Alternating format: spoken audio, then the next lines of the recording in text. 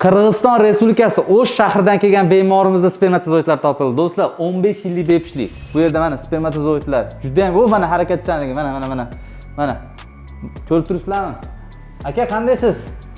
Yaxshi. Og'riqlar yo'qmi? Yo'q. Necha yillik farzandsizlik? 15 yil. 15 yillik-a. Shu paytgacha sizga nimalar deyishgan? Bu paytgacha ko'p harakat qildik, bo'lmadi-da. Bo'lmadi, to'g'rimi?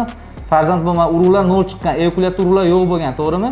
Bizni internetda ko'rdingiz, qabullarimizga keldingiz, o'sha shahridagi qabulimizga va aytdingiz, sizda eko amaliyotini qilishimiz kerak, ya'ni tez yerdan so'ng dedik, to'g'rimi? Hozirda ko'zingiz bilan ko'rib turibsizmi? Harakatchan spermatozoid, mana dumini qimirlatyapti, ko'ryapsizmi?